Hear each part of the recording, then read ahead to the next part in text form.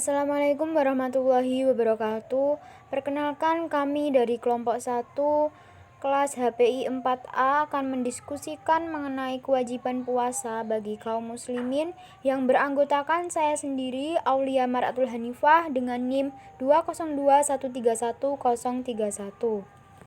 Dan saya Fanana Fauzia Ar-Rahmah dengan NIM 202131024. Dan saya sendiri, Lafifa Suci Anggreyani dengan NIM 202131003. Puasa merupakan kewajiban bagi seluruh umat muslim di dunia. Biasanya awal puasa akan ditentukan melalui sidang isbat dengan cara melihat hilal, yaitu bulan sabit muda pertama yang dilihat setelah terjadinya konjungsi pada arah matahari terbenam. Puasa Ramadan merupakan puasa yang dilaksanakan pada bulan Ramadan yang berlangsung selama 29 atau 30 hari. Waktu pelaksanaannya itu dimulai dari matahari terbit sampai matahari terbenam. Prosesnya itu menahan diri dari kegiatan makan, minum, dan kegiatan yang dapat membatalkan puasa lainnya. Di sini mengenai kewajiban puasa itu, apakah kaum muslimin sudah pernah diwajibkan puasa sebelum diwajibkannya puasa Ramadan? Zahir ayat-ayat yaitu dalam beberapa hari yang tertentu menunjukkan bahwa puasa yang diwajibkan ini adalah puasa Ramadan. Demikianlah pendapat sebagian besar ahli tafsir. Pendapat itulah yang diriwayatkan dari Ibnu Abbas dan Al-Hasan dan yang dipilih oleh At-Tabari. Dan ada riwayat dari Qatadah dan Atta bahwa puasa yang diwajibkan kepada kaum muslimin itu adalah 3 hari pada setiap bulan. Kemudian setelah itu diwajibkanlah puasa Ramadan. Sedang alasan mereka yaitu bahwa Allah Subhanahu wa taala berfirman, dan wajib bagi orang-orang yang berat menjalankannya jika mereka tidak berpuasa membayar fidyah. Bagaimana sifat sakit dan bepergian yang membolehkan berbuka? Allah Subhanahu wa taala memperkenankan bagi orang yang sakit dan berpergian berbuka dalam bulan Ramadan sebagai rahmat dan memberi kemudahan. Sedangkan fuqaha berbeda pendapat tentang sakit dan berpergian, yang bagaimanakah yang dapat membolehkan seseorang berbuka. Dalam hal ini ada beberapa pendapat. A. Golongan Zahiriyah berpendapat sakit dan berpergian secara mutlak, tidak memandang apakah berpergian itu dekat atau jauh. Sakit yang ringan atau berat, seperti sakit jari atau sakit gigi. Ini menurut riwayat dari Atta dan Ibu Sirin 126. B. Sebagian ulama berpendapat bahwa ruksah atau keringanan ini khusus bagi orang yang sakit, yang kalau ia tetap berpuasa akan menyebabkan penderitaan dan kepayahan. Demikian juga khusus bagi musafir yang mengalami perjalanan yang memberatkan dan memayahkannya. Ini pendapat Al-Asham. C. Dan sebagian besar fuqaha berpendapat bahwa sakit yang memperbolehkan berbuka itu ialah sakit yang berat yang dapat menyebabkan bahaya bagi jiwa, atau kalau diteruskan berpuasa malah akan menambah sakitnya, atau dikhawatirkan terlambat sembuhnya. Sedang berpergian yang membolehkan berbuka, yaitu berpergian jauh yang menurut kebiasaan dapat menyebabkan penderitaan. Ini menurut pendapat Imam Mazhab yang 4. Bagaimana berpergian yang memperbolehkan berbuka puasa? Berpergian yang memperbolehkan seorang berbuka. Menurut ulama fikih itu berbeda pendapat tentang berpergian yang membolehkan seorang berbuka. Menurut Al-Auza'i, ia berpendapat bahwa berpergian yang membolehkan seorang berbuka adalah berpergian sehari saja. Menurut Asy-Syafi'i dan Ahmad, berpergian selama 2 hari, 2 malam, dan jarak yang ditempuh kira-kira 16 farq atau kira-kira 128 km. Sedangkan menurut Abu Hanifah dan As-Tsauri, berpergian selama 3 hari, 3 malam, dan jarak yang ditempuh kira-kira 14 farsak. Bolehkah berbuka bagi orang yang sakit dan musafir itu rukshoh atau al-azimah? Itu boleh apa enggak ya? Golongan Zahiriyah berpendapat azimah. Sehingga bagi orang yang sakit dan musafir wajib meninggalkan puasa dan diqodok di hari-hari lain. Dan kalau sampai tetap berpuasa, maka puasanya tidak jadi. Karena firman Allah, maka jika di antara kamu ada yang sakit atau dalam perjalanan lalu ia berbuka, maka wajiblah baginya berpuasa sebanyak hari yang ia tinggalkan itu. Jumhur berpendapat, bolehnya berbuka itu adalah rukhsah, maka jika ia suka, ia boleh berbuka, dan jika ia suka, ia boleh meneruskan berpuasa.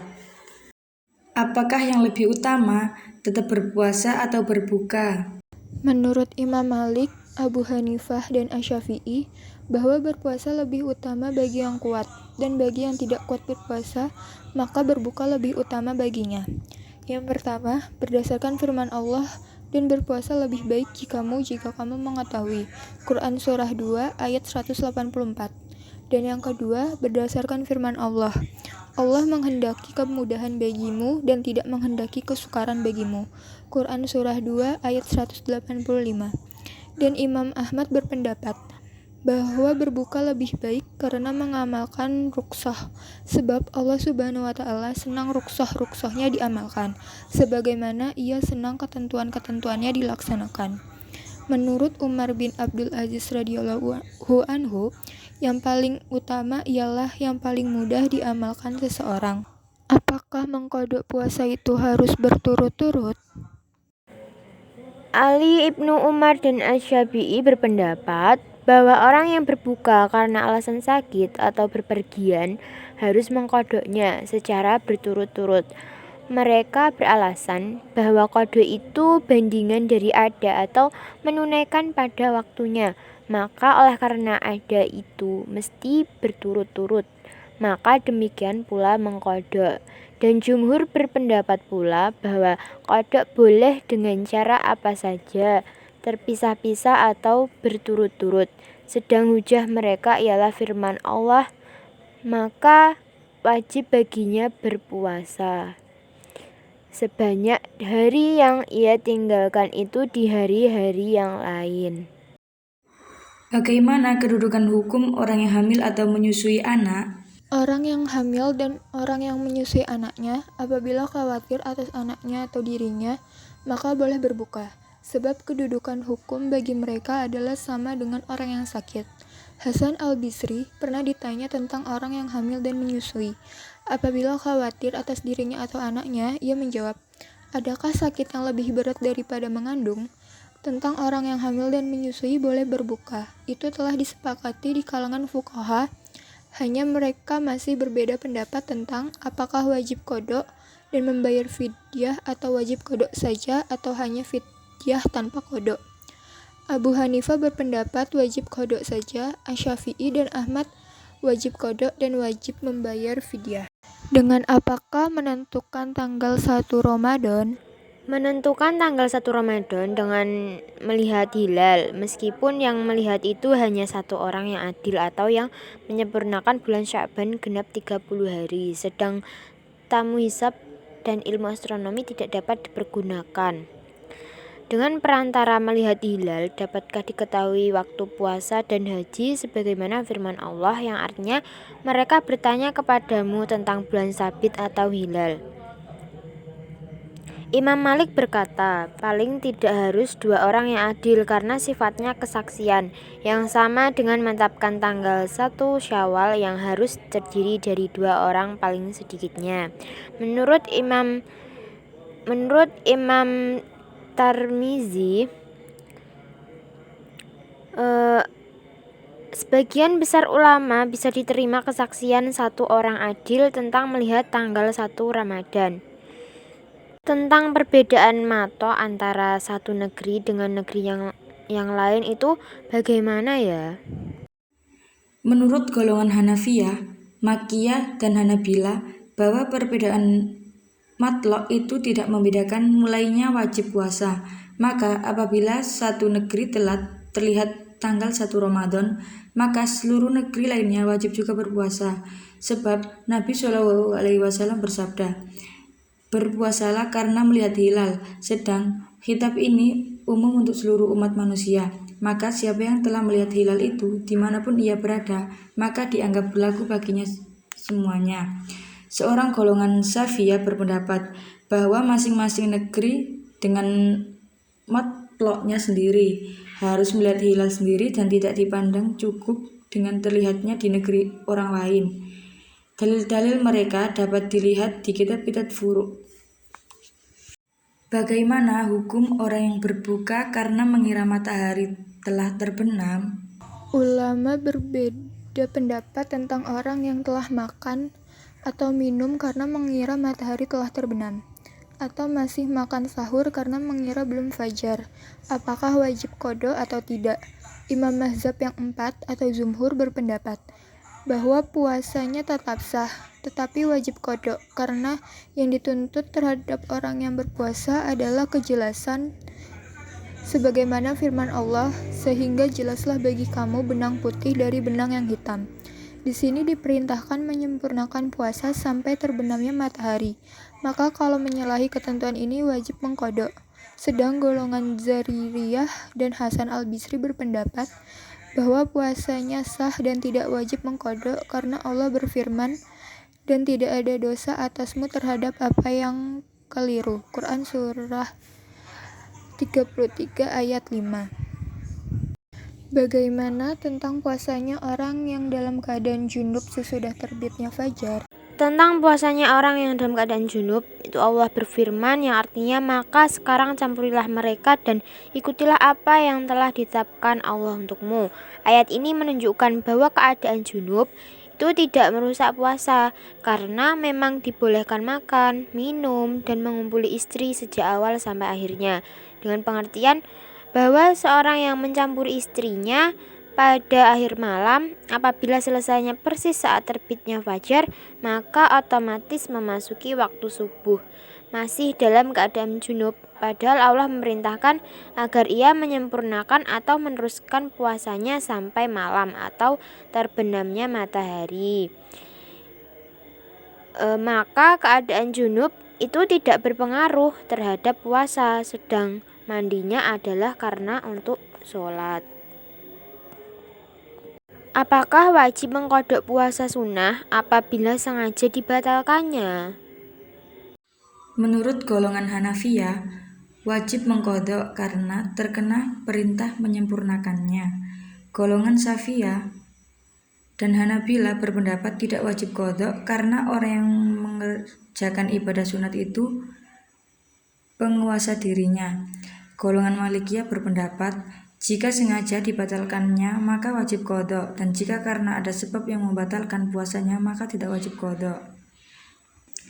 Dalil golongan Hanafiyah, firman Allah, kemudian sempurnakanlah puasa itu sampai malam. Mereka berkata, ayat ini umum tentang puasa apa aja, maka setiap puasa diperintahkan harus disempurnakan.